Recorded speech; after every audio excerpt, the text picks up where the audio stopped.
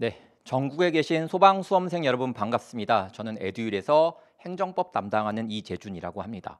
여러분들 오늘 제가 시험이 끝나자마자 부랴부랴 이제는 그 기출 문제를 타이핑 해가지고요. 제가 오늘 해설 강의를 하려고 가지고 왔거든요. 근데 어쨌든 해설 강의를 하기에 앞서가지고 여러분들한테 진심으로 드리고 싶은 말이 뭐냐면요. 고생하셨습니다. 수고하셨습니다. 그리고 대단합니다. 이 말씀 꼭 드리고 싶습니다. 자, 여러분들이 원하는 직업을 얻기 위해서 기간 동안 최선을 다해서 공부하셨을 분들이라고 생각하고 있고요. 일단 그것만 갖고도 여러분들은 존중받고 사랑받아야 할 분들이 맞습니다.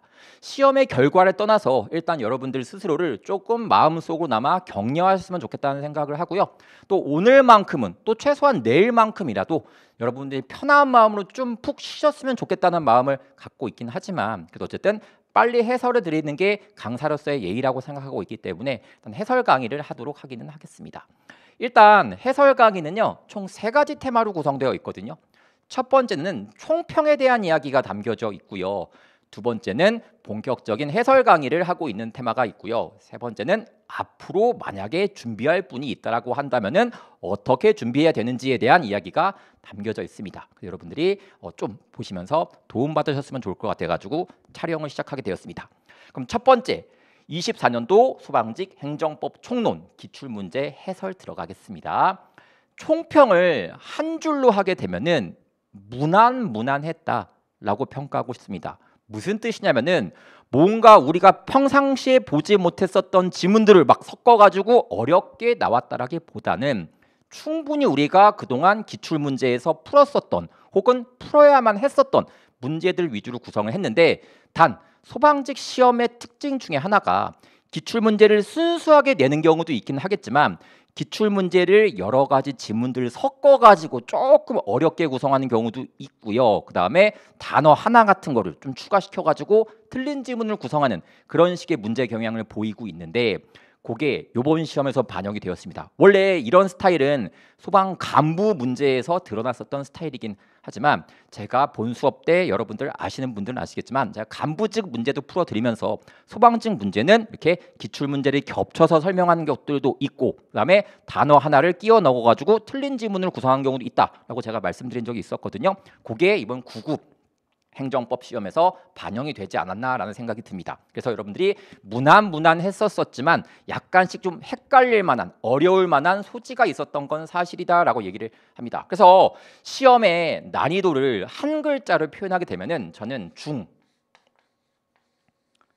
중간 정도의 레벨이었다라고 이제 말씀을 드리고 있습니다. 그래서 여러분들이 무난하게 볼 수 있는 지문들 위주로 구성되어 있지만 가끔씩 조금 헷갈리게 할 만한 소지가 있다던가 뭔가 단서 같은 걸 넣어가지고 약간 헷갈릴 만한 소지가 있었었는데 저는 이렇게 중으로 시험 문제가 구성되었을 때는 최상위권 학생들은요 만점을 받거나 혹은 한 개 정도 틀린 선에서 방어했을 확률이 굉장히 높고요. 그 다음에 상위권 학생, 여기서의 상위권 학생이라고 하는 것은 여러분들 합격권으로 들어갈 수 있는 친구들을 의미하고 있습니다.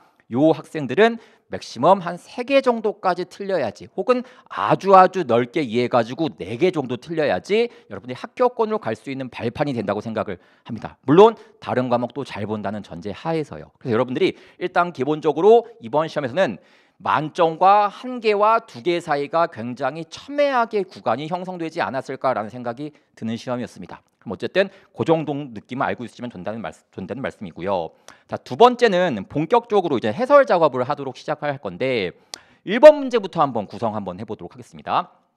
1번 행정절차법상 행정절차에 관한 설명으로 옳은 것은 이렇게 얘기를 합니다. 여러분들 원래 옳은 것과 옳지 않은 것 이런 것들을 헷갈려 하셔서 틀리는 분들이 계시는데 아마 제가 국가직 해설할 때도 이런 거 한번 말씀드린 적이 있었지만 이런 거 조금 주의해가지고 여러분들이 살펴볼 필요가 있다고 말씀드렸습니다.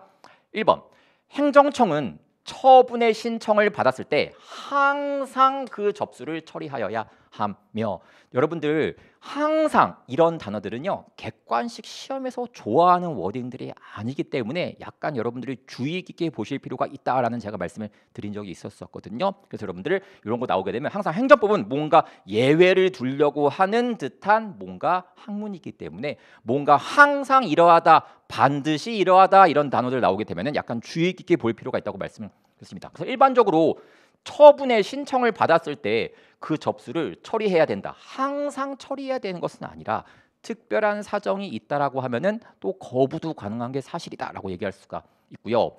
또 신청을 접수한 경우에는 신청인에게 접수증을 주어야 한다. 맞습니다. 접수증 줘야 하는 거 맞는데 항상 접수증 주는 것도 아니고 예외적으로 접수증을 안 줄 때도 있기는 합니다.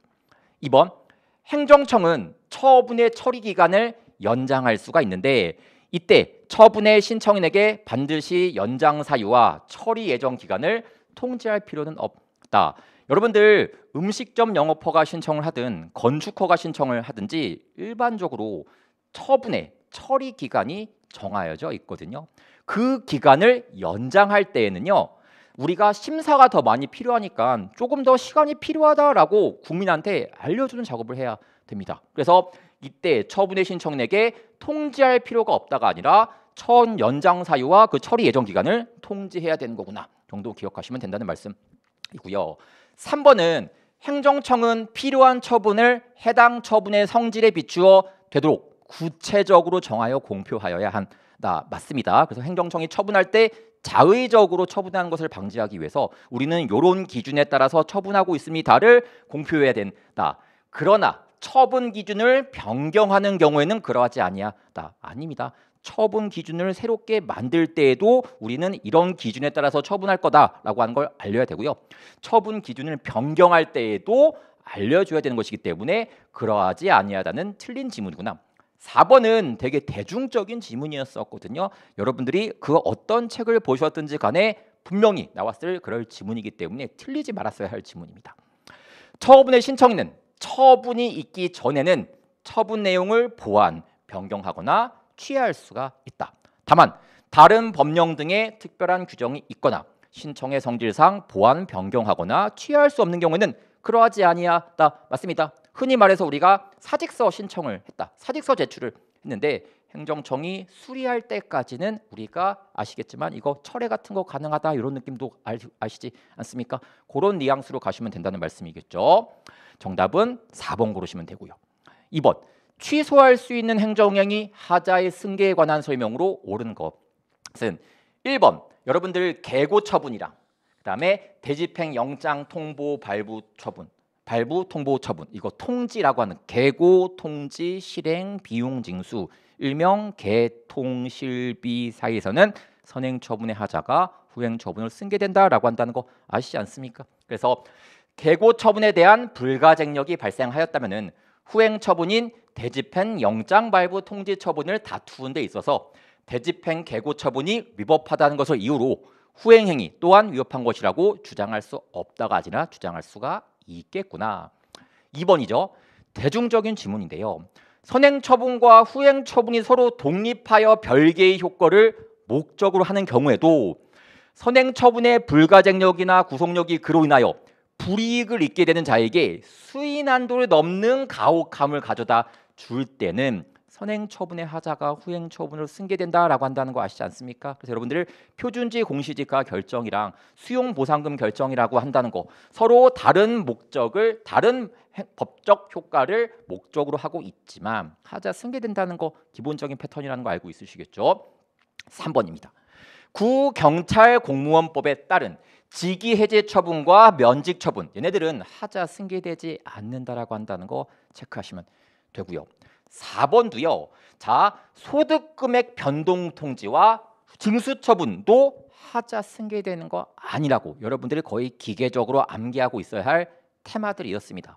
어쨌든 정답은 옳은 것을 고르는 문제이기 때문에 2번 고르시면 되는 거구나 라고 얘기할 수 있겠죠. 3번 행정정보 공개 및 개인정보 보호에 관한 설명으로 옳지 않은 것은 1번 너무 쉽습니다. 정보 공개 청구의 대상이 된 정보는 반드시 원본이어야 한다. 나 반드시 이런 말 같은 거 좀 주의할 필요가 있다고 말씀을 드렸는데 우리 정보 공개 청구를 할 때 반드시 원본만을 청구할 수가 있는 것이 아니라 사본이나 복제물 같은 것도 청구할 수 있다는 거 아시지 않습니까? 2번 여러분들 이 법에 따르면 지방자치단체는 그 소관사무에 대하여 다시 말해서 담당 사무 범위 안에서 법령에 위배되지 않는 범위 내에서 법을 지켜가는 범위 내에서 정보에 관한 조례를 제정할 수가 있다. 맞는 이야기하고 있다는 거 알고 있으시겠죠? 3번 개인정보보호법에 따르면 정보 주체가 정보를 가지고 있는 우리들을 이야기하고 있습니다. 개인정보 처리자가 이 법을 위반한 행위로 손해를 입으면 개인정보 처리자에게 손해배상을 청구할 수가 있다. 이 경우 개인정보 처리자는 고의 또는 과실이 없음을 입증하지 아니하면 책임을 면할 수가 없다. 알고 있지 않습니까? 그래서 우리가 이 법에 따르게 되면은 정보 주체가 개인정보 처리자의 잘못으로 인해 가지고 정보가 유출되거나 도난되거나 하게 되면은 우리가 이 법에 따라서 손해배상 청구를 할 수가 있게 되는데 이 경우 개인정보 처리자가 고의나 과실이 없음을 입증하지 못하면은 책임을 져야 된다라고 한다는 거 아시지 않습니까? 4번입니다. 4번 보기는 조금 생소한 지문이었다라고 하더라도 답이 뻔히 보이는 테마였었기 때문에 어렵지 않고 그다음에 또 읽어보게 되면은 또 여러분들이 흔하게 또 볼 수 있는 지문 같은 느낌이 들기도 합니다.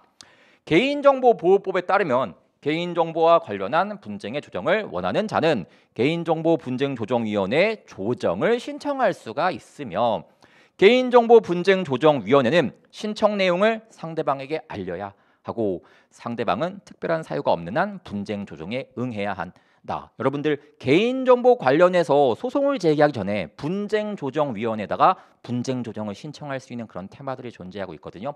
그거 이야기하고 있는 멘트다라고 얘기를 할 수가 있겠습니다. 어쨌든 정답 고르시는 거는 어렵지 않게 여러분들이 체크할 수 있었던 문제였다라고 보시면 되고요. 4번입니다.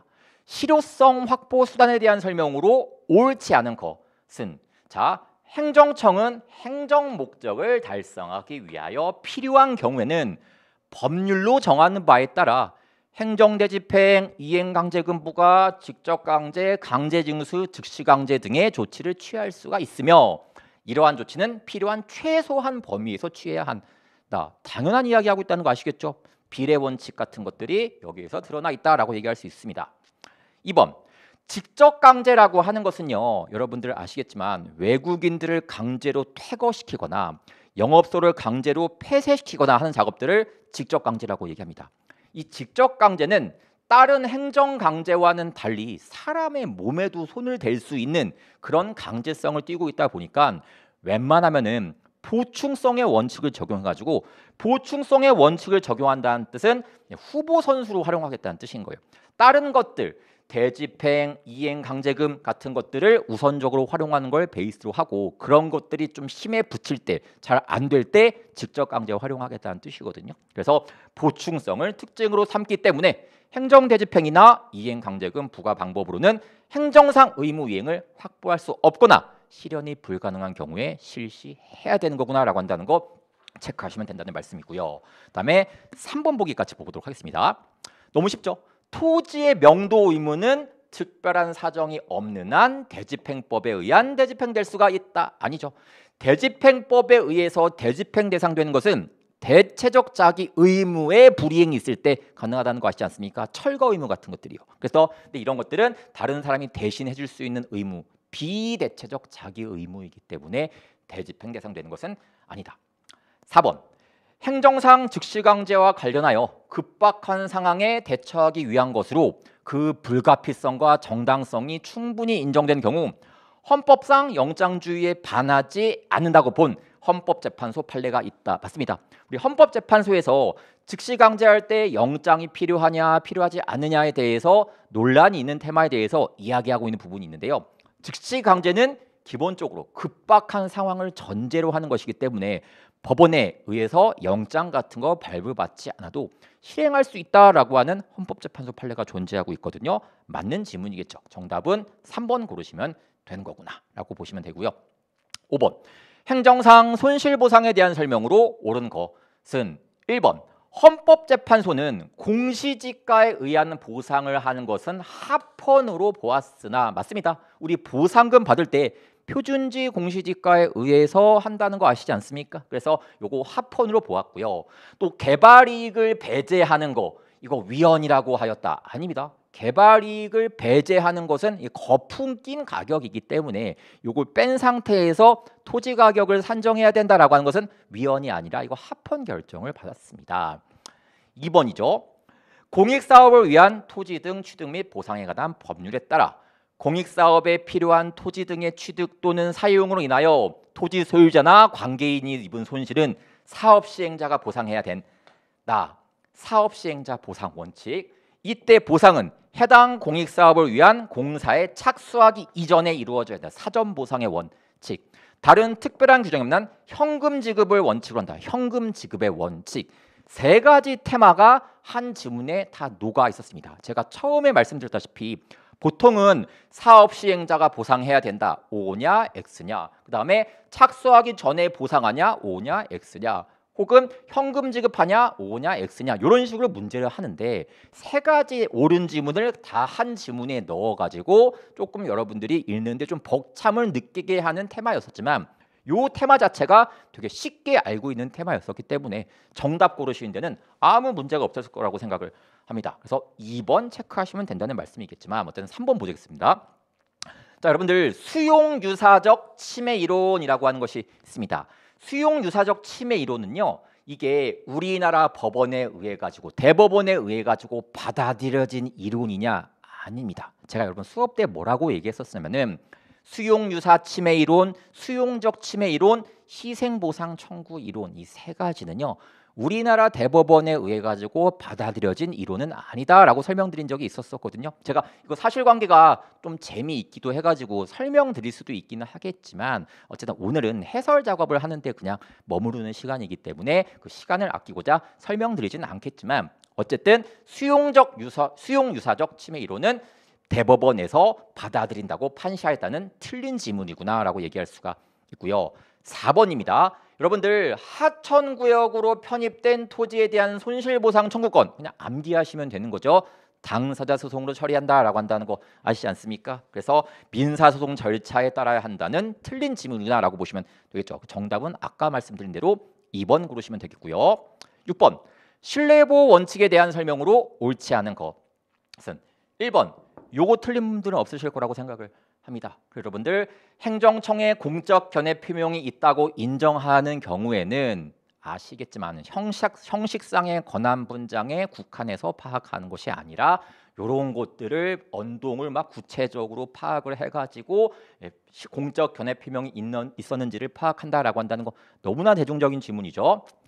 2번 자, 요거는 이게 뭐에 대한 이야기하는 거냐면은 비과세 관행이라고 하는 거예요. 비과세 관행. 세금을 안 걷겠다라고 하는 세금 부과를 안 하겠다라고 하는 관행에 대해서 이야기하는 거죠. 자, 그럼 여러분들 요거와 관련되어서는 여러분 약간 좀 리걸적인 마인드를 갖고 접근을 하시게 되면은 자, 세금을 한 번 부과를 안 했다고 해서 비과세 관행이 성립했다. 즉 그런 공적 견해 표명이 성립했다라고 얘기하는 것은 아니라 어떤 전제 하나가 더 붙냐면은 세금을 거둘 수 있음을 알면서도 안 걷었을 때 비과세 관행이 성립하는 것이지 착오로 인해 가지고 깜빡해 가지고 세금을 안 걷었었던 거야.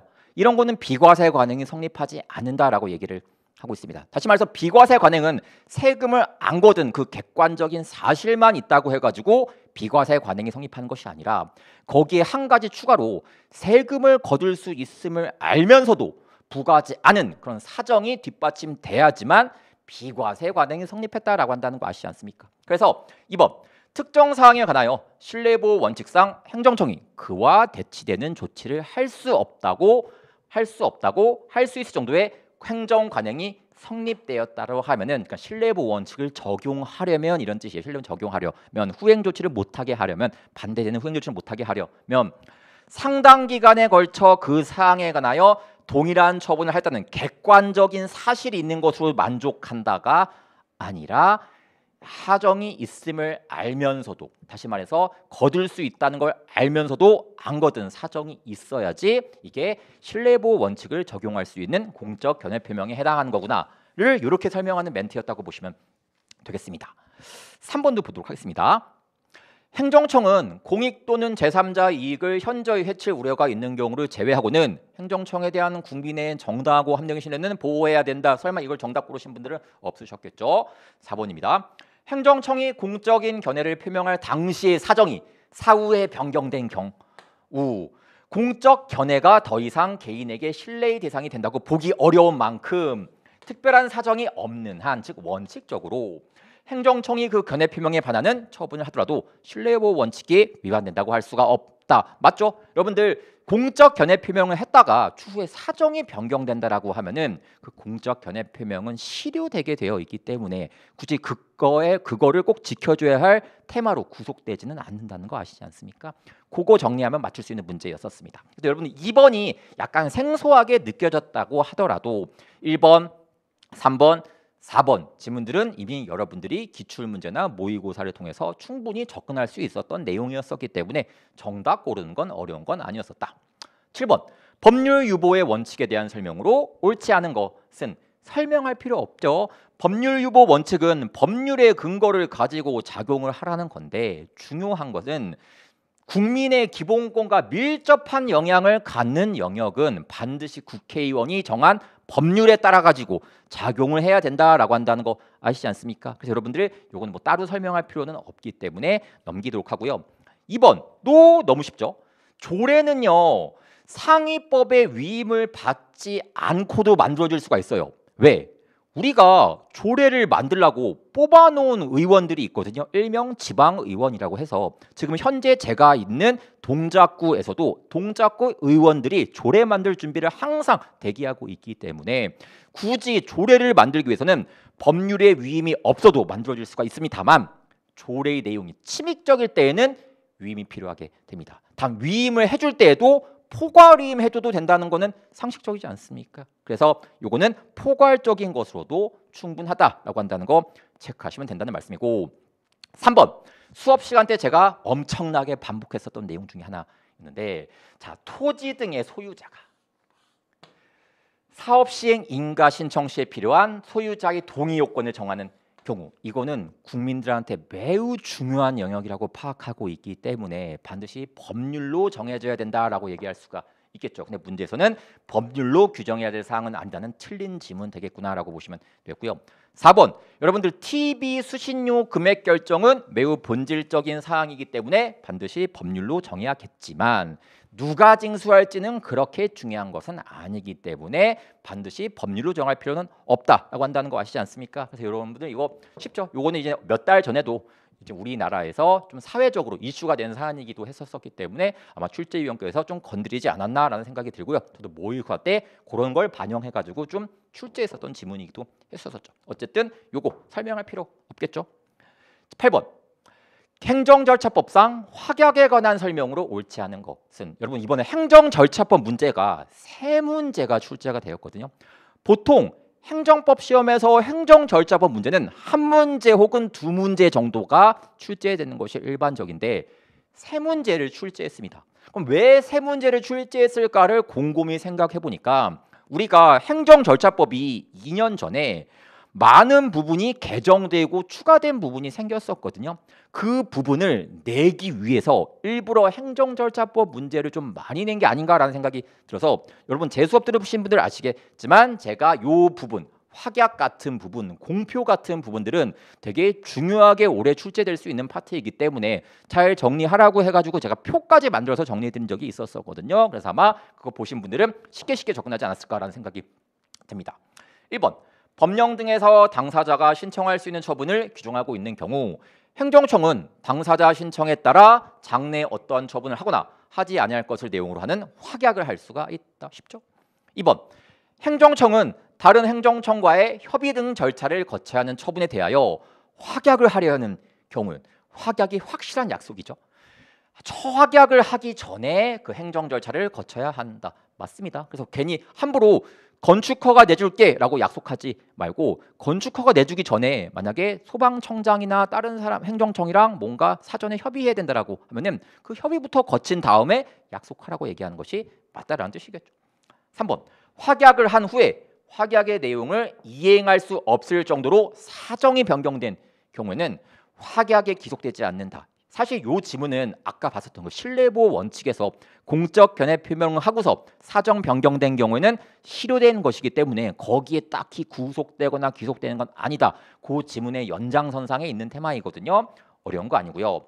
4번 확약은 서면이나 말로 할 수가 있으며 요게 포인트죠. 자, 여러분들 예전에는요 서면이나 말로도 할 수 있다고 해석을 했었습니다만 2년 전에 행정절차법이 생겨가지고 확약은 문서로나 해야 되지 말로는 못한다라고 못을 박아버리게 되었습니다. 이거 포인트 잘 살리고 있으신 분들은 알 수 있다는 뜻이었겠죠. 그래서 여러분 정답 옳지 않은 것을 고르시게 되면은 4번 고르시면 되겠구나라고 한다는 거 체크하시면 되고요. 9번 행정행위로서 인가에 관한 설명으로 옳지 않은 것은 여러분 인가라고 하는 것은요 행정청이 다른 사람이 한 법률 행위를 완성시켜주는 행위를 인가라고 한다고 제가 말씀을 드렸습니다. 그래서 1번 이 기본 행위가 다른 사람이 한 법률 행위를 이야기한다는 뜻이겠죠. 법률 행위에는 하자가 없는 인가 처분에 고유한 하자가 있다면 인가 처분의 무효 확인이나 취소를 구해야 한다. 당연한 거 아시지 않습니까? 여러분들 기본 행위는 멀쩡하대요. 위법하지가 않대요. 근데 인가가 위법하대요. 그럼 당연히 여러분 기본 행위는 멀쩡하니까 냅두고 인가에 대한 소송 제기하면 되겠구나라고 얘기할 수가 있고요. 2번 인가 처분에는 고유한 하자가 없는데 아무 문제가 없는데 기본행위에 하자가 있다면 기본행위의 무효를 주장하면서 곧바로 인가 처분의 무효나 취소를 구할 수가 있다. 인가는 고유한 하자가 없는데 인가에 대한 소송을 제기한다. 약간 뉘앙스가 안 맞는 거 되시겠습니까? 3번 기본행위가 무효인 경우 그에 대한 인가 처분이 있더라도 기본행위가 유효한 것으로 될 수는 없다. 맞는 이야기하고 있다는 거 아시겠죠? 여러분들 인가가 하자 치유하는 효과가 발생하지 않습니다. 4번 우리 조합이 사업시행 계획안을 만들고요. 거기다가 인가와 고시를 하게 되면 사업시행 계획이 되어버리거든요. 여기서 인가는 그 사업시행 계획안을 완성시켜주는 보충행위 하고 있다는 거 이해되시겠습니까? 그래서 주택재개발정비사업조합이 수립한 사업시행 계획에 대한 관할 행정청의 인가 처분은 사업시행 계획의 법률상 효력을 완성시키는 보충행위에 해당하게 된다. 맞는 이야기 하고 있겠죠. 이것도 정답 고르는 것은 쉬운 문제였었습니다. 10번 공법상 계약에 대한 설명으로 옳지 않은 것은 자 행정기본법에 따르면 행정청은 법령 등을 위반하지 아니하는 범위 내에서 즉 상위법을 지켜가면서 법을 지켜가면서 공법상 계약을 체결할 수가 있으며 이 경우 계약의 목적 및 내용을 명확하게 적은 계약서를 작성해야 된다. 명시되어 있다는 거 알고 있으시겠죠? 2번 쉽습니다. 여러분들 지방자치단체가 일방 당사자가 되는 일방 공공계약이 사경제 주체로서 하는 계약에 해당한다라고 하면은 사적자치의 원칙 그대로 적용된다라고 한다는 것은 쉬운 내용 아니겠습니까? 3번도 살펴보도록 하겠습니다.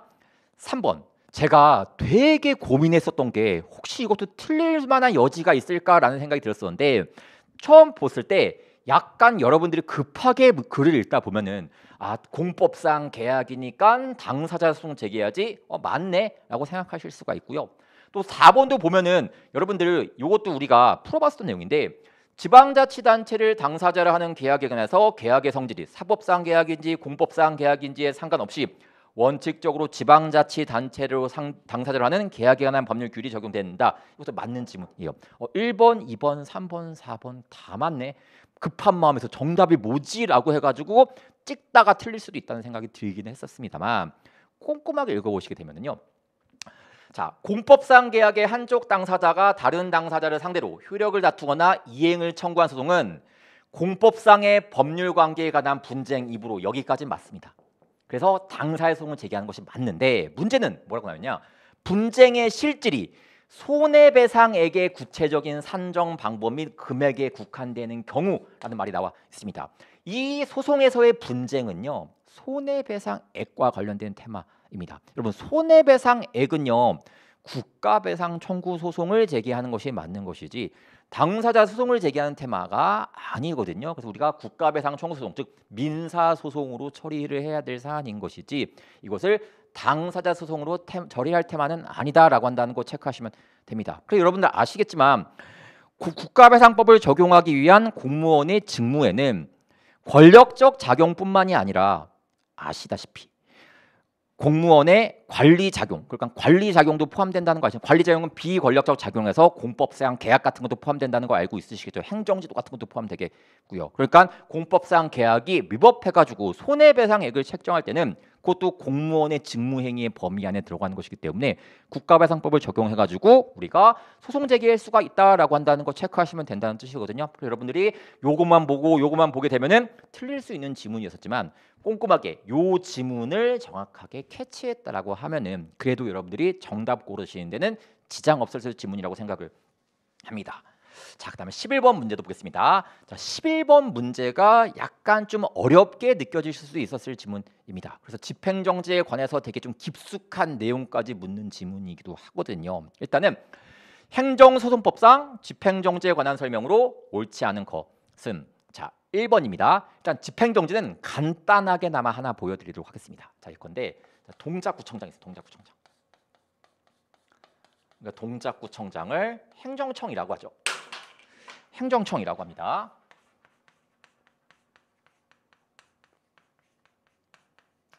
자, 행정청이 갑이라고 하는 국민한테 뭘 하냐면요, 철거 명령을 합니다.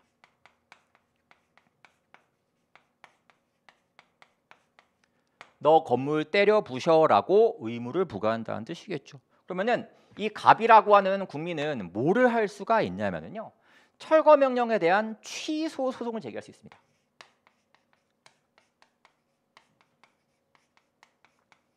취소 소송을 제기할 수가 있습니다. 그럼 취소 소송을 제기한다고 하더라도 이 갑이 철거 명령을 이행한 상태가 아니기 때문에 철거 명령을 이행하지 않으면 여러분들 대집행 진행된다는 거 아시지 않습니까? 그래서 계고, 통지, 실행, 비용 징수 요게 진행이 되겠죠.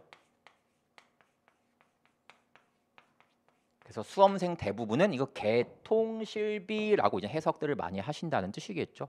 문제는 뭐냐면은 소송을 제기한다고 하더라도 요거의 진행은 멈추지 않습니다.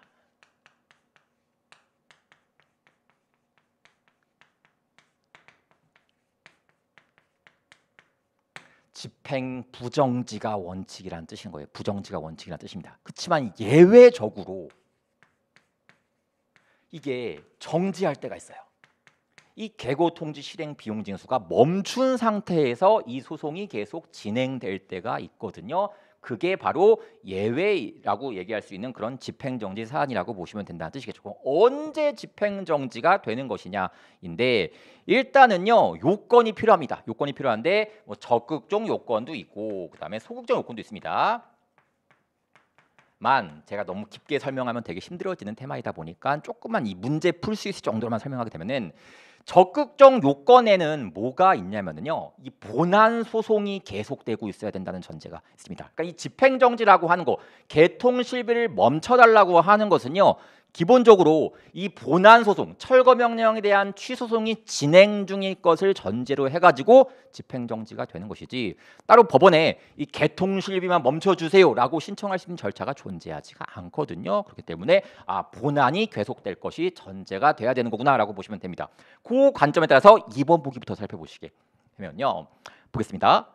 집행정지 결정을 하려면 이에 대한 본안 소송이 법원에 제기되어 계속 중임을 요하고 진행 중일 것을 요하고 집행정지 신청을 했는데 기각했대요. 기각했다는 이야기는 그냥 집행을 해버리겠다는 뜻이겠죠. 내가 졌다는 뜻이기 때문에 집행정지를 신청했지만 법원이 기각했다는 뜻은 집행정지를 안 하고 그냥 집행을 진행시켜버리겠다는 뜻이겠죠.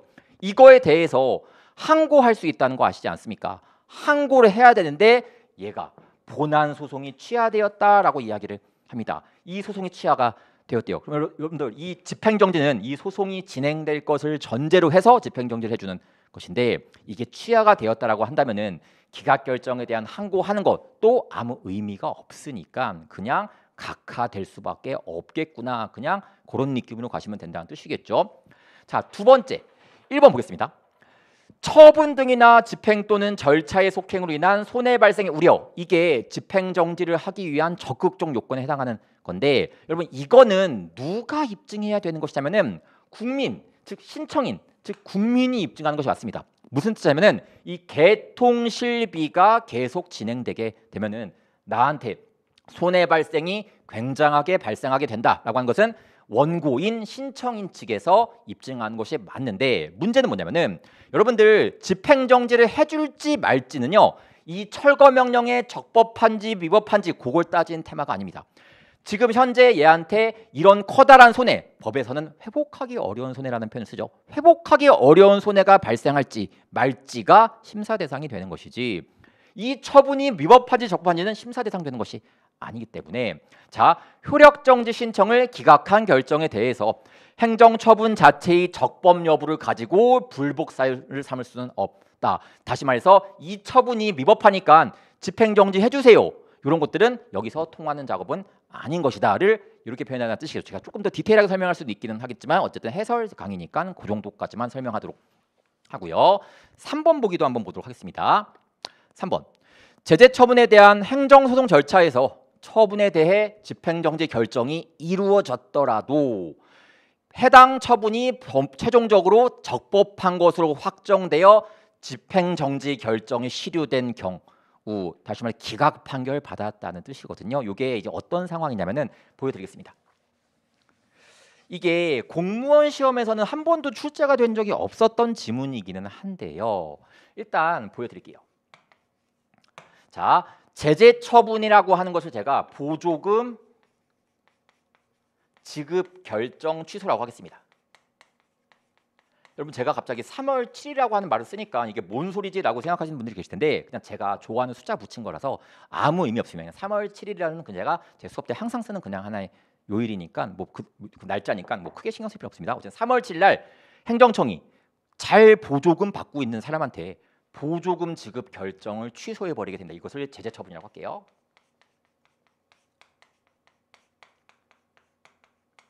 그래서 5월 7일 날 2달 있다가 이거에 대한 취소소송을 제기하게 되었습니다. 자, 소송을 제기하면서 집행정지 신청을 했어요. 저 이거 이 보조금 지급 결정 취소 좀 잠깐 멈춰주세요. 저 회복하기 어려운 손해 발생합니다. 라고 해서 집행정지를 신청하게 되었습니다.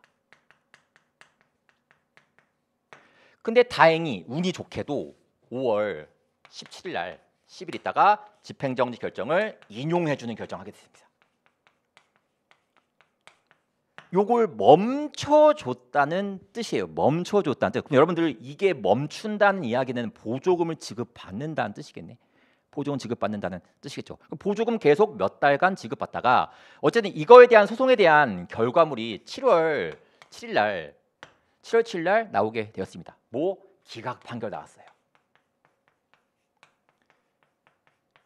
기각 판결 나왔다는 이야기는 원고가 패소했다는 뜻이기 때문에 이게 살아나게 됩니다. 보조금 지급 결정 취소가 살아나게 됩니다. 살아난데, 그럼 여러분들 이게 적법한 처분이었었다는 뜻이냐요? 적법한 처분인데 얘는 법원에서 이거 인용 결정을 해서 지금 요 사이에서 얘가 보조금을 지급받았잖아요. 약 2달간에 걸쳐 가지고 보조금 지급받았잖아요.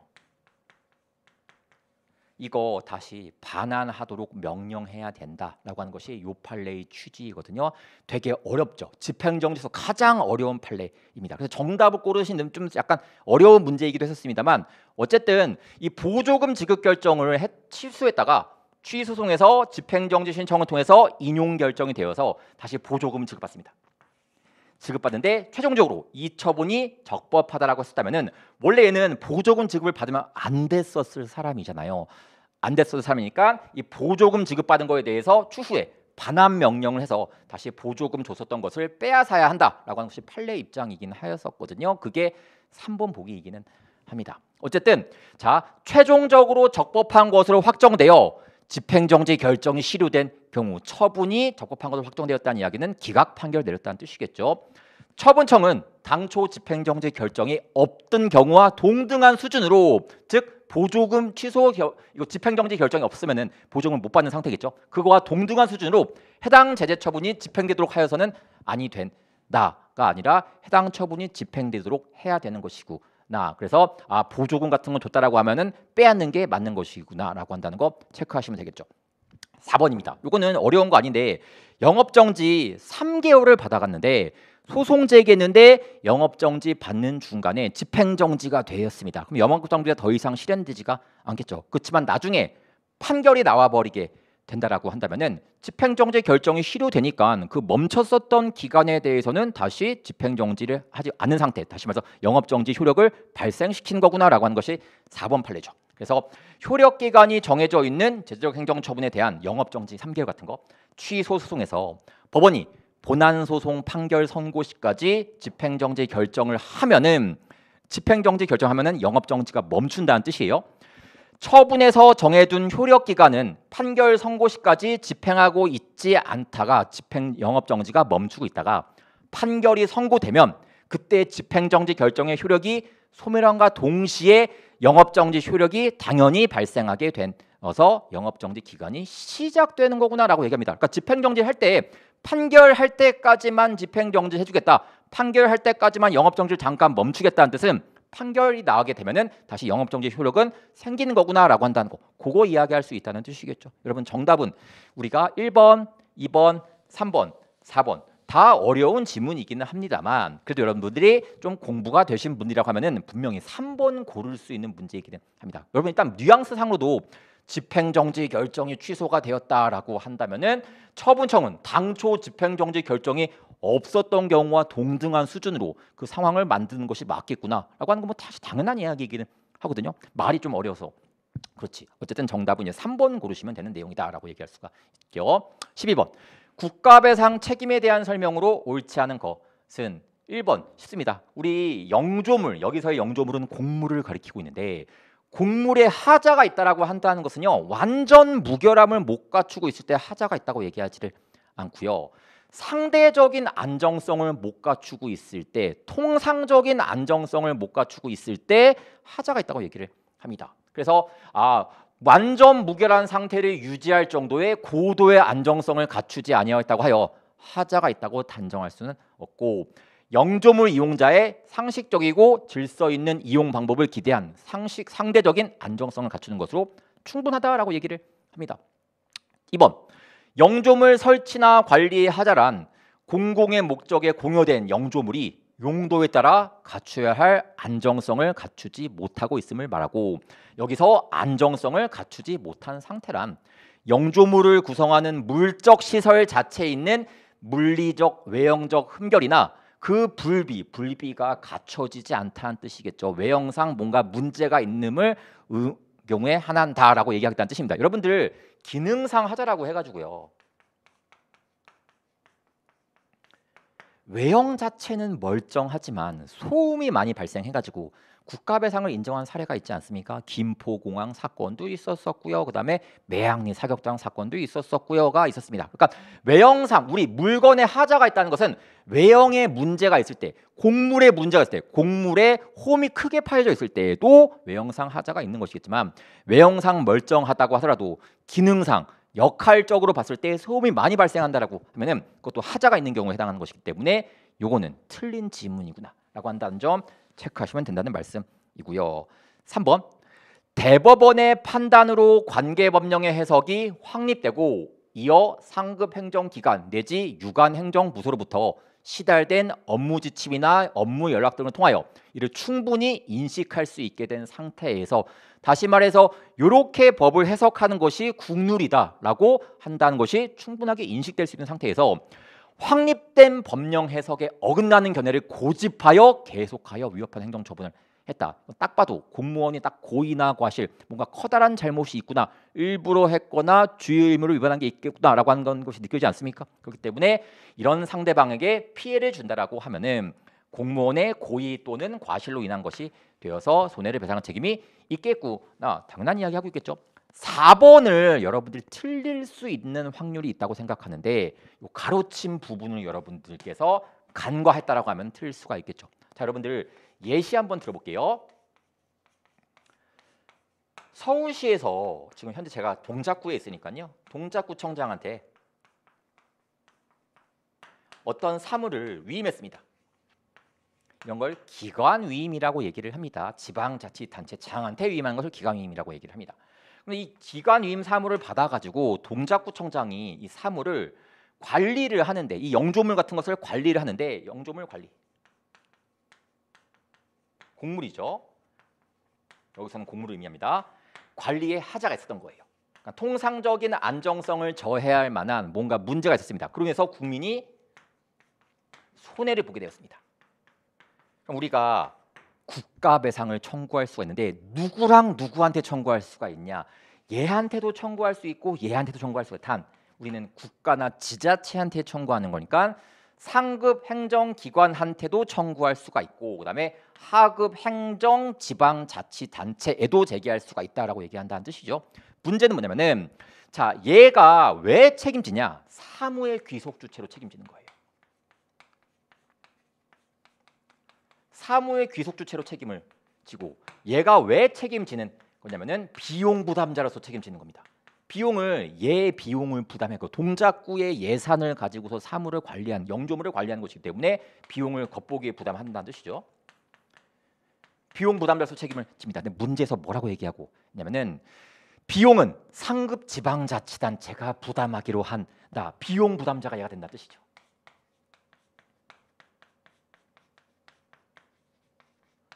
그럼 원래 우리가 알고 있는 그 지식에 의하게 되면은 국민이 얘랑 얘한테 선택 청구할 수 있는데, 얘는 사무귀속 주체로서 우리가 책임 물을 수가 있는 거고 얘한테는 비용 부담자로서 책임을 묻는 것인데, 문제에서 뭐라고 했습니까? 비용 부담을 상급 지방자치단체에서 하기로 했다라고 얘기를 합니다.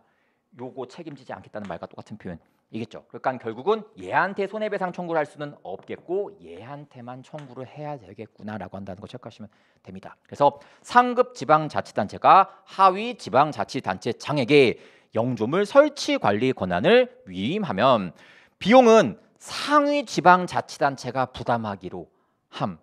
하위 지방자치단체장이 기관임 사무로 설치 관리하는 영조물 하자로 타인에게 손해를 발생하게 한 경우에는 권한을 위임한 상위 지방자치단체가 손해배상 책임을 진다. 얘가 책임을 지게 된다. 왜?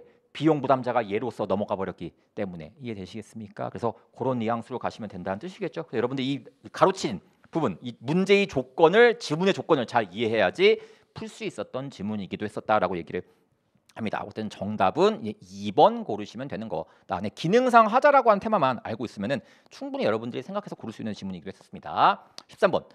행정절차법상 위반 사실 등의 공표에 관한 설명으로 옳지 않은 것은, 자, 제가 아까 확약과 공표가 행정절차법에 들어간 지 얼마 안 되다 보니까 그걸 묻기 위해서 좀 끌어낸 문제가 아닌가라고 하고 제가 모의고사 때 열심히 연습시켰었던 그런 지문이기도 하거든요. 1번.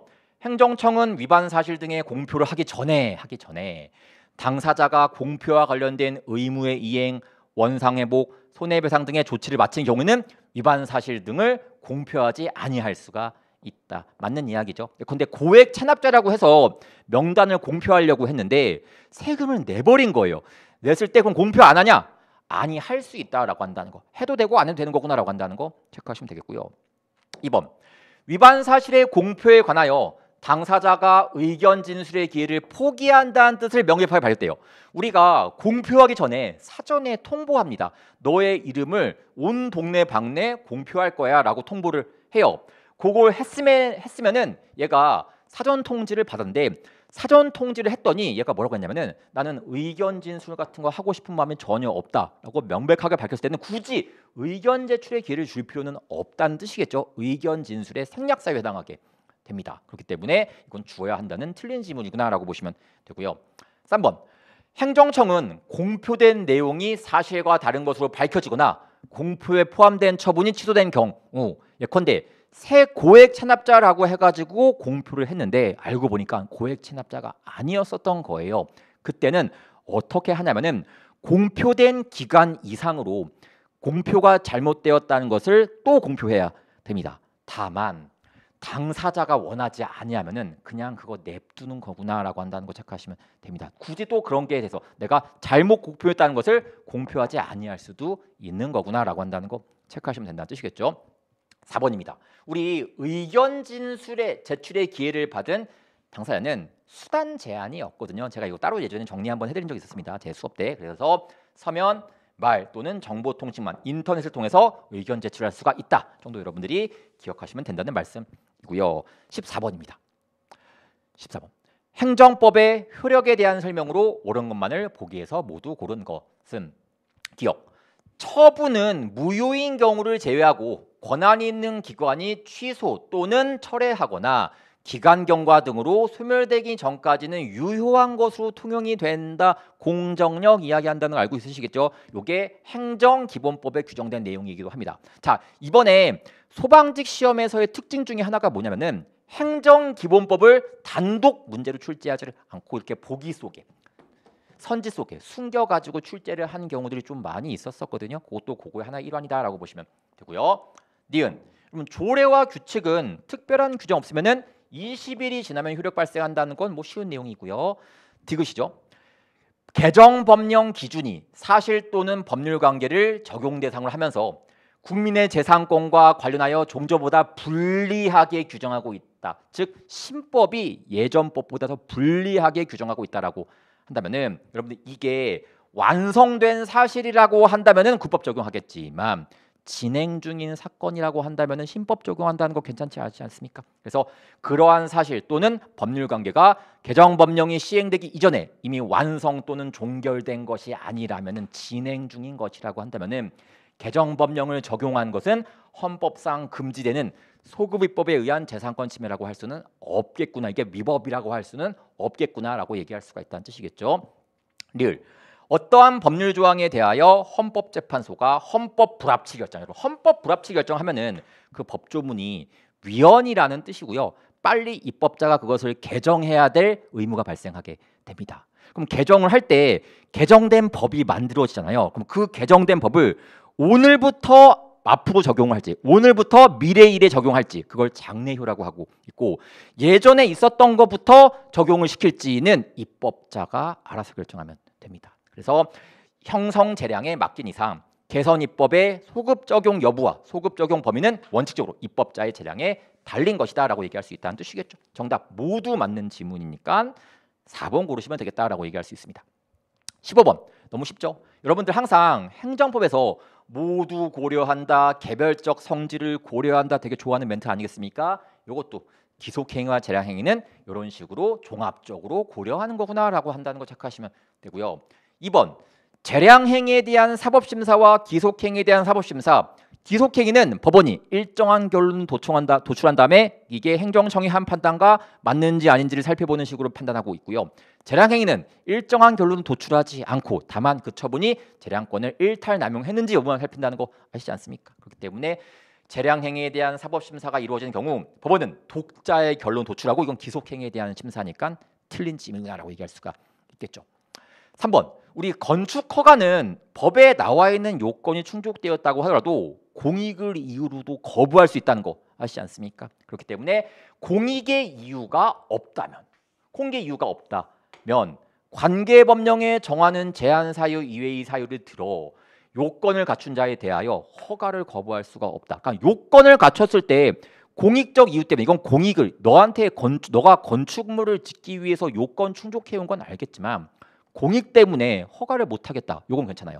그렇지만 공익적 이유가 없음에도 불구하고 다른 법에 나와 있는 것들을 요건을 막 들어가지고 거부하는 거 이건 말이 안 된다라고 하는 멘트라고 한다는 거 아시죠?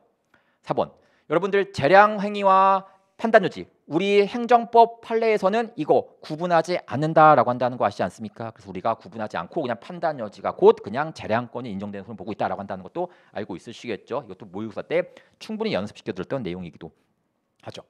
16번 행정행위 하자에 대한 설명으로 옳지 않은 것은 1번 하자에 있는 행정행위 치유. 이게 하자에 있는 행정행위 치유는요 원래 법치주의의 관점에서 볼 때는 허용될 수가 없습니다. 왜? 하자에 있는 행정행위는 법치주의 관점에서는 법대로 해야 된다, 적법한 처분을 해야 된다가 법치주의인데 법을 어겼기 때문에 없애는 것이 맞거든요. 그렇지만 하자에 있는 행정행위의 치유를 예외적으로 인정하고 있다는 거 알고 있으시겠죠? 무용한 반복을 피하고 당사자의 법적 안정성을 위해서 그냥 당사자한테 기존에 했었던 것을 유지하는 차원에서 절차상 하자 같은 것들은 좀 치유해 주는 수가 있다라고 한다는 거 아시지 않습니까? 구체적으로 설명하지 않더라도 충분히 알 수 있을 거라고 생각하고 있고요. 2번, 여러분들 행정처분을 한 처분청은 처분 성립의 하자가 있는 경우 취소할 별도의 법적 근거가 없다고 하더라도 직권으로 이를 취소할 수가 있다. 너무 대중적인 지문이죠. 여러분들 아시다시피 직권 취소는 별도의 법적 근거가 없어도 된다라고 한다는 거 체크하시면 되시겠고요. 3번, 징계 처분이 중대하고 명백한 흠때는 당연 무효의 것이라면 여러분들 하자의 치유는요, 취소 사유가 있는 절차상 하자에 대해서 치유 대상이 되는 것이지 당연 무효일 때는 치유되는 것은 아니다라고 한다는 거 체크하시면 되고요. 4번입니다. 과태료 부과 처분에 대한 납세고지서의 송달이 부적법하면 송달이 안 됐다는 뜻이겠죠. 행정처분은 효력이 발생할 수가 없지만 처분 상대방이 객관적으로 위 부과 처분의 존재를 인식할 수 있다는 사실로서 송달의 하자가 치유가 된다. 아닙니다. 자, 여러분들 무효라고 하는 거, 효력이 발생하지 않는다는 건 무효라고 얘기하는데 무효는 하자의 치유의 대상이 되지가 않습니다. 되시겠습니까? 그래서 여러분 설사 국민이 이 처분 내용을 알았다라고 하더라도 그것은 하자 치유되는 것은 아니다라고 한다는 거, 3번과 4번이 괴를 같이 한 거구나라고 한다는 거 체크하시면 된다는 말씀이겠죠. 자, 정답을 고르게 되면은 4번 고르시면 되는 거구나. 17번입니다.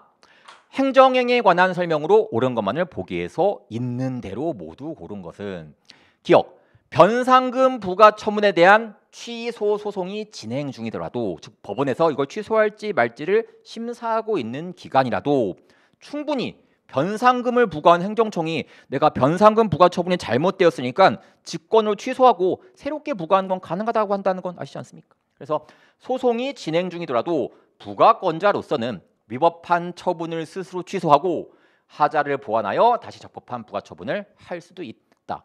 자, 니은은 이게 7급 문제에서 한번 나왔었던 거지만 제가 7급 문제지만 이거 모의고사 때 한번 다뤄볼 만하다라고 해가지고 제가 했었던 내용이기도 하거든요.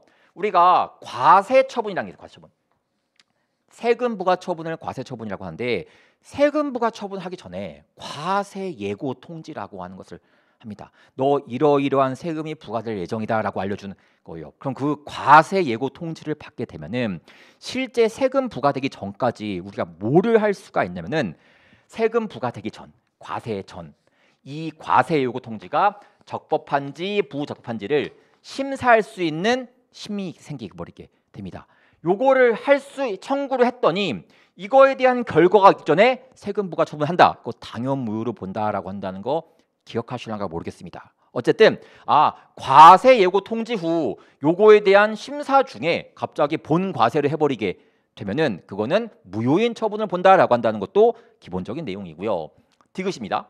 우리 권한 없는 행정기관이 한 당연 무효의 행정처분을 취소할 수 있는 권한은 당의 행정처분한 처분청에 속한다. 여러분들 직권 취소는 누가 한다? 처분청이 한다는 건 알고 있지 않습니까? 리을, 수익적 행정처분의 하자가 당사자의 사실 은폐나 기타 사위 방법에 의해 신청행위에 기인한 것이라면은 이런 건 규칙사유라고 하죠.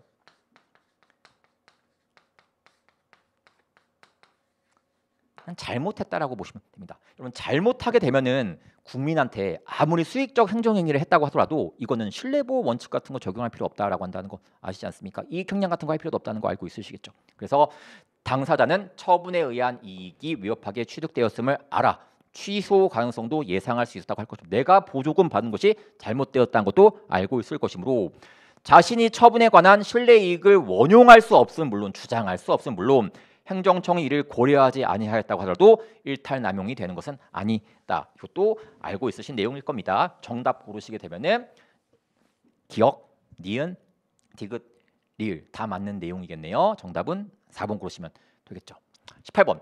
행정행위 취소와 철회에 관한 설명으로 옳은 것은 자 1번은요 조금 생소하게 느껴질 수가 있어요. 왜? 행정기본법을 단순히 알아 몰라 이런 식으로 법 조문을 섞어서 출제한 것이 아니라 뭔가 이 법조문을 정확하게 이해하고 있는지까지 묻고 있는 문제였었기 때문에 조금 헷갈릴 수 있는 테마이긴 합니다만 일단 제껴두고요. 2번 보겠습니다. 당사자가 거짓이나 그 밖의 부정한 방법으로 처분받은 경우 귀책 사유가 있다는 뜻이겠죠. 우리 아까 귀책 사유 있으면은 이익 형량 같은 거 안 한다는 거 아시지 않습니까? 이익 형량 해야 된다는 틀린 지문이구나라고 얘기할 수가 있겠죠. 3번입니다. 행정청은 적법한 처분이 법률에서 정한 철회 사유에 해당하게 된 경우 처분의 전부 또는 일부를 장래에 향하여 처리할 수가 있다. 장래효가 발생한다는 뜻입니다. 그래서 우리가 이게 행정기본법에서 장래효가 나와 있어 가지고 그래서 여기서도 철회 효과는요. 행정기본법은 소급효에 대해서는 규정이 없습니다. 과거로부터 거슬러 올라서 힘이 있다. 철회 효과가 생긴다가 아니라 그때서부터 철회 효과가 생긴다고 얘기를 합니다.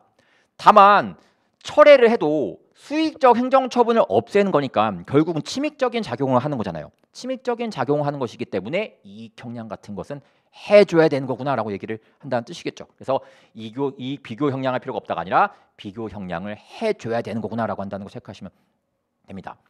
4번 요거 설명하면 엄청 긴데 어쨌든 제가 이거 해설 설명하는 것은 그런 설명 아니니까 이렇게 공부합시다. 연금 지급 결정이랑 연금 지급 결정을 취소하는 거랑 그다음에 환수하는 처분 이건 별개의 처분이다. 그렇게만 기억하시면 됩니다. 그래서 여러분들 연금 지급 결정을 취소하는 처분이랑 환수한 처분은 별개의 처분이기 때문에 이게 적법하다고 해서 이게 적법하다는 틀린 지문이구나라고 한다는 거. 그 정도만 문제 풀 때 스킬로서 갖고 있으시면 된다는 말씀이겠죠. 어쨌든 정답은 2번, 3번, 4번이 다 틀린 지문이니까 속어법으로 하더라도 여러분들이 충분히 1번을 고를 수 있는 내용이기는 합니다. 이게 뭐냐면은 아까 3번 보기에서 살펴봤다시피 철회는 장래효, 여러분 장래효와 소급효가 뭔지 아시겠죠? 장래효가 발생을 합니다. 장래효가 발생하는데 행정기본법도 그렇게 규정되어 있어요. 다만 법에서 근거가 있다라고 한다면은 소급효가 가능하다라고 판례가 나왔거든요. 여러분 영유아 보육법에 따라 가지고 이거 아시지 않습니까? 평가 인증 취소하는 거 철회고요. 철회니까 장래효가 발생하겠지만 법에 별도의 근거가 있으면은 소급효 발생한다라고 한다는 거 아시지 않습니까? 그거 알 수 있으면 문제 풀 수 있는 내용이긴 합니다만 어쨌든 소거법으로도 접근할 수 있었던 내용이다라고 얘기합니다. 19번. 자, 자기완결적 신고에 관한 설명으로 옳지 않은 것은 자체완성적 신고 혹은 자기완결적 신고는요. 행정청한테 신고하기만 하면은 정확한 적법한 신고하기만 하면은 효력이 발생한다라고 얘기를 합니다. 그래서 일정한 사항을 통지함으로써 의무가 끝나는 신고로서 수리를 필요로 하지 않으며 신고 그 자체로서 법적 효과를 발생시킨다라고 한다는 거죠. 2번 자기완결적 신고를 할 때 신고필증 제가 영수증과 비슷한 개념이라고 말씀드렸기 때문에 여러분들이 식당에서 밥 먹고 오히려 영수증을 안 받는 것이 오히려 최근에 더 많이 나와 있는 그런 테마 아니겠습니까? 영수증 버려달라고 얘기하기도 하죠. 그러니까 영수증이 신고 효력을 좌지우지하는 그런 법적인 의미를 띠고 있는 것은 아니니까 단순한 사실행위에 불과하다라고 한다는 거 체크하시면 되고요. 3번 사인이 적법한 요건을 갖춘 신고를 하였다면은 행정청의 수리 처분 등 별단의 조치를 기다릴 필요 없이 접수 시에 신고로서의 효력이 발생하는 것이므로 수리가 거부되었다고 하여 무신고 영업이 되는 것은 아니다. 나는 법에 나와 있는 요건 갖춰가지고 신청을 했습니다. 그럼 자기완결적 신고는 적법한 신고를 하기만 하면은 효력이 발생하는 것이기 때문에 수리를 거부했다고 하더라도 이거는 무신고업이 되는 것은 아니겠구나. 4번 우리 행정절차법에서 자기완결적 신고를 규정하고 있고요. 행정기본법에서는 수리를 요하는 신고를 규정하고 있습니다. 제가 여러분들 행정절차법 여러 번 암기시킬 때 신고에 대한 이야기가 있는데 그게 자기완결적 신고입니다라고 여러 번 주장한 적이 있었거든요. 그거 풀면 알 수 있는 내용이라고 보시면 된다는 말씀이겠죠. 정답은 4번 고르시면 되는 거구나라고 한다는 거 체크하시면 되고요. 자, 20번 보겠습니다.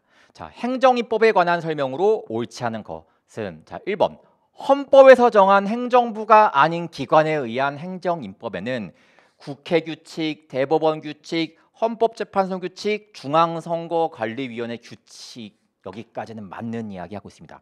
우리 이런 것들은요 헌법에서 규정하고 있는데 감사원 규칙은 아시다시피 헌법에 규정되고 있는 것이 아니라 감사원법이라고 하는 법률에 규정되고 있다는 거 아시지 않습니까? 그래서 여러분들 제가 아까 말씀드렸다시피 우리가 쭉 맞는 얘기하다가 뭔가 중간에 톡톡 이상한 거 섞어 넣어가지고 틀린 지문을 구성하는 경우가 있다고 말씀드렸지 않습니까? 그런 유형에서 나왔다고 생각하시면 되겠고요. 이것은 틀린 지문이구나라고 한다는 거 체크하시면 되겠죠. 2번, 여러분들 법규명령이랑 행정규칙을 구분하는 것은요. 법규명령은 대외적인 구속력이 있다. 대외적인 구속력이 있다는 것은 국민한테도 적용할 수 있는 법이다라는 점이겠고, 행정규칙은 행정부 내부를 규율하기 위해서 만든 법이니까 공무원한테 적용되는 법이지 일반 시민들한테 적용되는 법은 아니다라고 한다는 거 아시지 않습니까? 그래서 이거는 법규명령은 대외적 구속력이 있고 얘는 대외적 구속력이 없다 정도 체크하시면 된다는 뜻이죠. 3번, 대법원은 법률의 위임을 받아 불형인 도로교통법 시행규칙 형식으로 정한 운전면허 행정처분 기준이라는 말이 등장을 합니다. 운전면허 행정처분 기준이 여기서 면허 정지와 면허 취소, 다시 말해서 제재적 행정처분을 이야기하고 있는 테마인 거거든요. 제재적 행정처분이 시행규칙을 정해지게 되면은 행정규칙이라고 한다는 거 아시지 않습니까? 그래서 이거는 행정청 내부의 사무처리 준칙이라고 판시하였다. 맞는 지문이겠고요. 4번, 법규명령이 구체적인 집행행위를 매개로 하지 않고 직접 국민의 기본권을 침해하는 경우에는 헌법소원 대상이 된다. 맞는 이야기하고 있습니다. 여러분 일명 법무사법 시행규칙이라고 해가지고요. 이 법무사법 시행규칙을 실행시키는 행정청 행위가 없다고 하더라도 그거 자체로 국민의 기본권을 침해할 때에는 헌법소원 심판 대상 된다라고 한다는 거 아시지 않습니까? 그래서 여러분들께서 이거는 맞는 지문이다라고 얘기를 하는 거죠. 틀린 지문 고르는 거니까 1번 고르시면 됩니다. 21번, 공공기관의 정보 공개에 관한 법률에 관한 설명으로 옳은 것은 1번, 대법원은 정보공개 청구권, 여러분 정보공개 청구권의 헌법적 근거가 알 권리와 있다고 연관을 시킵니다. 근데 이 알 권리는 헌법적 효력을 가지고 있는 권리가 맞는데, 즉 헌법에 나와 있는 것과 똑같은 효력을 갖고 있는 것이 맞는데, 문제는 이 알 권리가 헌법에 규정되고 있지가 않습니다. 그렇지만 판례는 이 알 권리가 표현의 자유와 관련이 있는 것이기 때문에 표현의 자유와 알 권리가 서로 연동되는 개념이라고 판시를 하고 있거든요. 우리가 알아야지 뭔가 표현하지 않겠습니까? 그렇기 때문에 표현의 자유와 알 권리가 서로 관련이 있다고 생각하고 있기 때문에 결국 여기에서 알 권리가 도출된다라고 해석하기도 합니다. 그래서 맞는 지문이고요. 2번, 모든 국민은 정보의 공개를 청구할 권리가 있느냐? 외국인은 아니요. 우리 외국인도요. 아시겠지만 우리나라에서 살고 있거나 학술 연구를 위해서 일시적으로 체류하고 있거나라고 하면은 청구할 수 있다는 거 아시지 않습니까? 2번, 사법시험 2차 시험 답안지. 이건 주관식이기 때문에 학생들이 객관식은 채점이 쉽잖아요. 뭘 틀렸고 뭘 맞았는지를 정확하게 파악할 수 있지만 주관식은 서술형이다 보니까 뭘 틀렸는지를 정확하게 모르다 보니까 요건 우리가 알아야 되죠. 수험생 입장에서. 그래서 알아야 되니까 이거는 비공개 사유는 아닌 거구나라고 한다는 거 체크하시면 되고요. 4번, 청구인이 정보 공개와 관련한 공공기관의 결정에 대하여 불복이 있거나 정보 공개 청구 후 30일이 경과하도록 정보 공개 결정이 없는 때에는 소송을 제기할 수가 있다. 30일이 아니라 20일이라고 한다는 거. 숫자 가지고 장난을 치고 있다는 거 알고 있으시겠죠? 그다음에 22번 문제도 같이 한번 살펴보도록 하겠습니다. 22번, 행정상 제재 처분에 관한 설명으로 옳은 것은 1번, 여러분들 행정법규 위반에 대해서 가해진 제재 조치, 미성년자한테 술 판매했다고 해서 가해지는 영업정지나 영업취소 같은 것들은 위반자의 고의나 과실 같은 거 필요 없습니다. 미성년자한테 술 판매했다라고 하는 그 사실관계에 초점 맞춰서 영업정지나 영업취소가 부과되는 것이지, 이게 뭐 실수로 술 판매를 했는지 일부러 술 판매했는지는 따지지 않는다는 거 아시지 않습니까? 그래서 고의나 과실은 있어야 부과될 수 있다는 틀린 지문이구나. 2번, 행정기본법 내용이죠. 행정청은 법령 등의 위반 행위가 종료된 날부터 3년이 아니라 5년이 경과하면은 요거 할 수가 없다. 제재 처분할 수가 없다. 3번, 법령 등을 위반한 행위의 성립과 이에 대한 제재 처분은 법령 등의 특별한 규정이 있는 경우를 제외하고는 원칙적으로 제재 처분 당시의 법령 등에 따른다라고 얘기를 합니다. 여러분 아시겠지만 법을 위반을 했어요. 위반해서 내가 오늘 법을 위반했습니다. 그럼 나는 뭘 신경 쓰냐? 지금 현재 내가 어떤 법을 위반했는지 또 어떻게 처벌받게 되는지가 가장 중요한 것이지. 그래서 제재 처분 당시의 법을 따르는 것이 아니라 잘못했을 당시, 위반 행위했을 당시의 법령에 따르는 것이 맞겠구나라고 얘기할 수가 있겠죠. 추후에 법이 개정되어도 나는 오늘자 법을 내가 신뢰하고 있는 상황이기 때문에 오늘자 법에 따라 가지고 영업정지나 영업취소 받게 되는 것이지, 앞으로 어떻게 변경될지도 모르는데 그 미래 처분할 당시의 법, 신법일 줄 모르는 거 아니, 신법에 의해서 받는다는 건 아니라는 거 한다는 거 아시지 않습니까? 4번, 여러 처분 사유에 관하여 하나의 제재 처분을 하였을 때 그중 일부가 인정되지 않는다고 하더라도 나머지 처분 사유만으로 처분의 정당성이 인정된다라고 얘기를 합니다. 그러니까 여러 가지 이유로, 예컨대 미성년자한테도 술 판매했고 미성년자를 술집에서 고용했다라고 해가지고 영업 정지를 했는데 알고 보니까 미성년자한테 술 판매한 적은 없었던 거예요. 그렇지만 미성년자를 고용했다는 것만 갖고도 충분히 처분이 정당성이 인정된다라고 하면은 처분을 위법하다고 보아 취소해서는 안 된다. 맞는 이야기하고 있다는 거 이해되시겠습니까? 당연한 이야기하고 있다는 거 되시겠죠? 23번, 이행강제금에 대한 설명으로 옳은 것은 1번, 이행강제금은 부작위 의무나 비대체적 자기 의무에 대한 행정강제 집행수단이므로 대체적 자기 의무 위반에 대해서는 부과될 수 없다가 아니라 대집행과 이행강제금, 대체적 자기 의무 위반에 대해서 선택적으로 활용될 수 있다는 거 아시지 않습니까? 2번, 이행강제금과 행정벌 평가하는 것은 괜찮다라고 한다는 것도 체크하시면 되겠고요.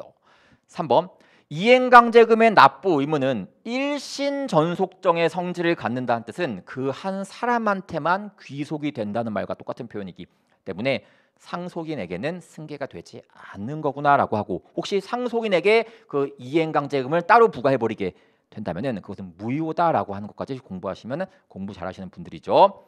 4번, 농지법상 이행강제금은 처분 아니고 건축법상 이행강제금은 처분이다라고 한다는 거 아시지 않습니까? 정답은 옳은 거 고르시는 거 문제이기 때문에 이제 3번 고르시면 되겠구나라고 얘기합니다. 24번, 행정소송에서 처분 사유의 추가 변경에 대한 설명으로 옳지 않은 것은, 자, 여러분들 면허 취소 이런 걸 처분이라고 하고 있고요. 이 면허 취소의 이유가 되는 사실관계들, 예컨대 음주운전, 과속, 뭐 이런 것들을 처분 사유라고 얘기를 합니다. 그럼 일단은 음주운전을 이유로 면허 취소했다고 처분 사유라고 하죠. 자, 그럼 일단 이거 제가 간단하게만 스킨하게 되면은 음주운전을 이유로 면허 취소했습니다. 내가 소송 제기했어요. 내가 왜 면허 취소 당한지 모르겠다, 이해가 안 간다라고 해서 면허 취소 소송을 제기했습니다. 취소 소송을 제기했으면은 피고가 행정청이잖아요. 행정청인데 행정청이 중간에 음주운전에다가 처분 사유를 추가해가지고 과속 혹은 처분 사유를 변경하는 거죠. 음주운전이랑 과속으로 음주운전에다가 처분 사유를 추가하거나 하나는 변경하는 테마가 있습니다. 이걸 처분 사유의 추가 변경, 처분 추가 변경은 소송 중에 처분 사유를 추가하거나 변경하는 것을 의미를 합니다. 이거 가능합니까? 불가능합니까? 가능하죠. 단 전제가 뭡니까?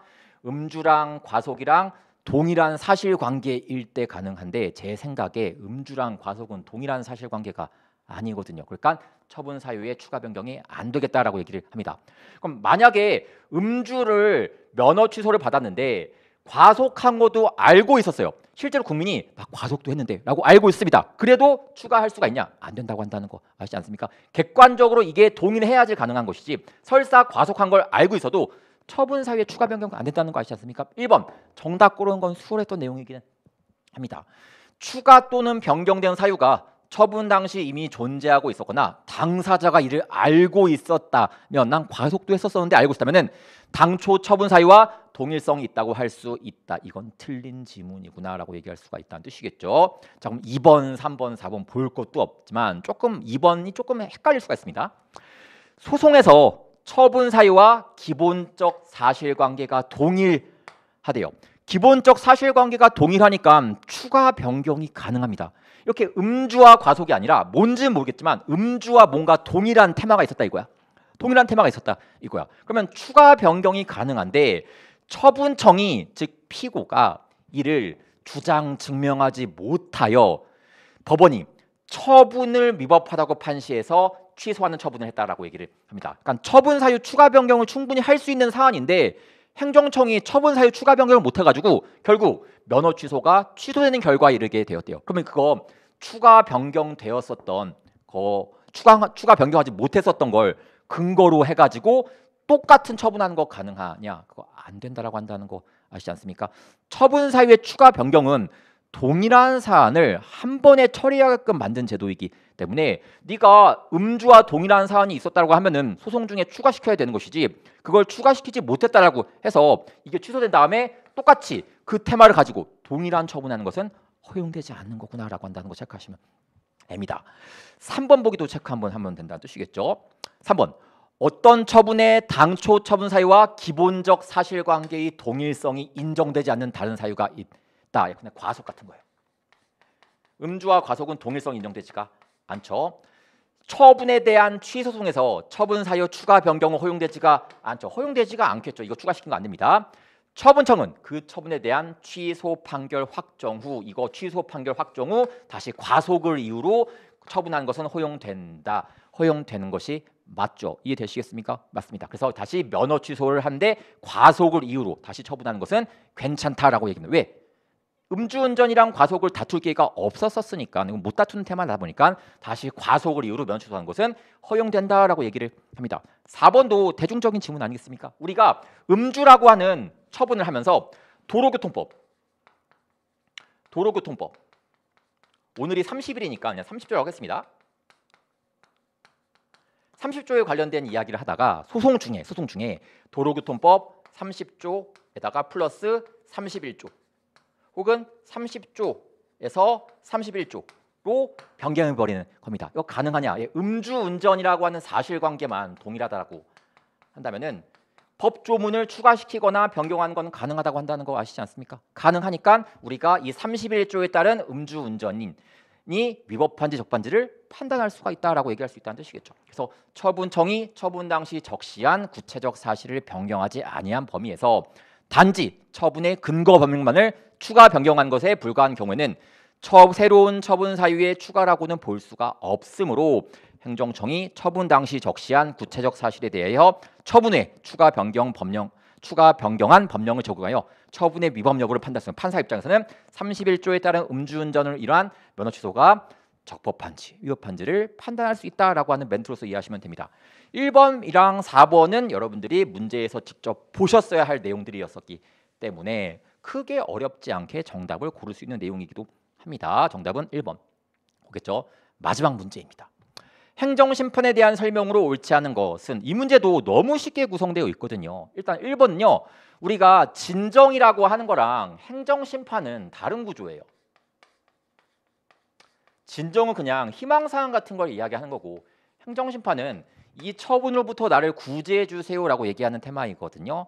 다른 거겠지만 표지가 형식이 표지라는 거 아닙니까? 표지가 진정서라고 되어 있다고 하더라도 실질적으로 행정심판 청구로 볼 수 있다라고 한다면은 이거 행정심판 청구로 볼 수 있다는 거 아시지 않습니까? 2번 행정심판법에서는 취소심판, 무효 등 확인심판, 의무이행심판에 대해서 규정하고 있다. 맞는 이야기 하고 있겠죠. 3번입니다. 행정심판은 원칙적으로 처분이 있음을 알게 된 날로부터 90일 처분이 있은 날부터 1년 이내 청구하는 것이 아니라 180일 이내 청구한다. 소송이 1년 이내 청구하는 거고요. 4번 시도 소속 행정청의 처분 또는 부작위에 대한 심판 청구에 대해서는 시도지사 소속에 두는 행정심판위원회가 심리재결한다. 맞는 이야기 한다는 거 아시지 않습니까? 그래서 여러분들 정답 고르시는 거 되게 쉽게 3번 고르시면 되는 내용이었다라고 얘기할 수가 있다는 뜻이겠죠. 여기까지가 소방직에 대한 이야기였었다고 보시면 됩니다. 자, 그러면 이제 마지막으로 여러분들 진짜 고생 많이 하셨는데요.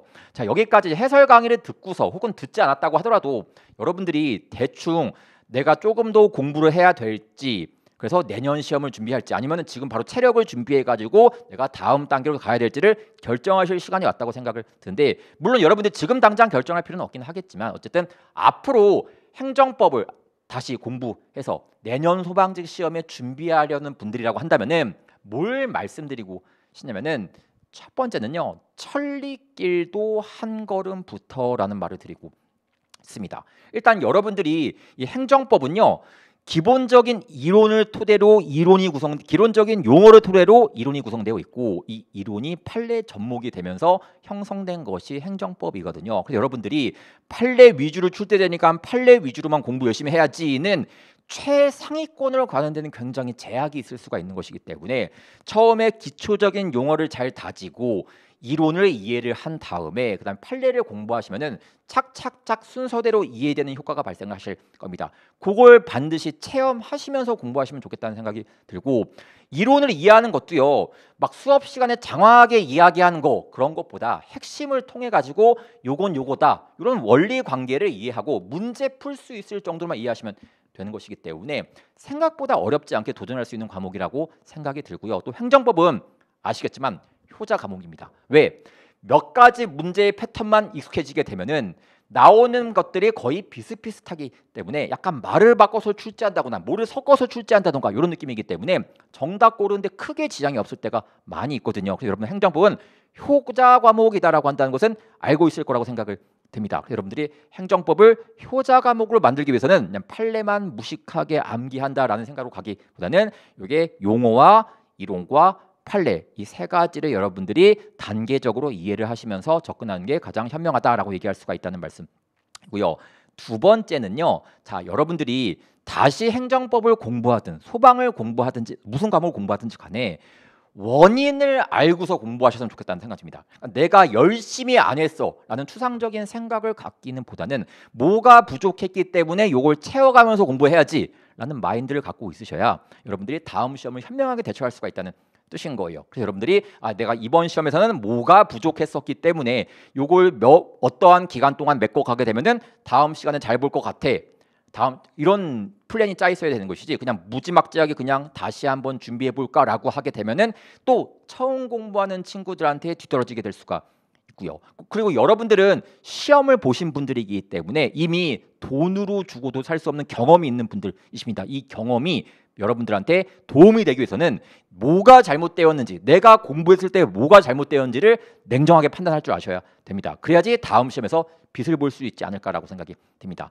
차근차근 하면은 다 준비할 수 있을 거라고 생각이 들고 있고요. 그동안 시험 공부하시느라 스트레스 많이 받으시고 정신적, 물질적, 신체적으로 많이 힘드셨을 텐데 이번 기간이라고 하더라도 푹 쉬셨으면 좋겠다는 생각을 하고요. 또 다시 공부하실 분들은 원인을 정확하게 파악을 해서 재정비해서 공부하시게 되면은 여러분들도 이제 합격할 수 있는 길이 분명히 올 거라고 생각이 됩니다.